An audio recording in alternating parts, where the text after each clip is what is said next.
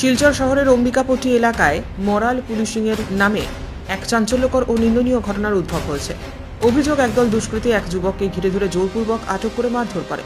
পরে তার পোশাক ছিঁড়ে মুখে এনামেল রং মাখিয়ে অপমানজনক অবস্থায় জনসমক্ষে ঘোরানো হয়। ভিডিওটিতে দেখা যাচ্ছে যুবকের বুকে অপমানজনক শব্দ লেখা। এই ঘটনায় সোশ্যাল মিডিয়া ছড়িয়ে পড়তেই শহর জুড়ে তীব্র চাঞ্চল্যের সৃষ্টি হয়েছে। সচেতন নাগরিক এবং সামাজিক সংগঠনগুলির প্রশ্ন, এটা কি কোনো বিচ্ছিন্ন ঘটনা, নাকি শহরের আইন শৃঙ্খলা ভেঙে পড়ার স্পষ্ট লক্ষণ?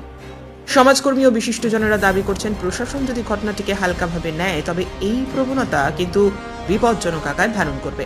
তাই কাছাড় পুলিশকে অবিলম্বে সুমোটো মামলা রুজু করে অভিযুক্তদের শনাক্ত এবং গ্রেপ্তার করার পাশাপাশি ভুক্তভোগী যুবকের নিরাপত্তা নিশ্চিত করতে হবে। সুষ্ঠু ও নিরপেক্ষ তদন্তের দাবি জোরালো হচ্ছে। শিলচরের মতো সংবেদনশীল শহরে এই ধরনের মোরাল পুলিশিং রুখতে কঠোর ও কার্যকর প্রশাসনিক পদক্ষেপ এখন সময়ের দাবি, এমনটাই জানিয়েছেন বহু সচেতন নাগরিক। Bureau report, CNN 24 news, Silchar.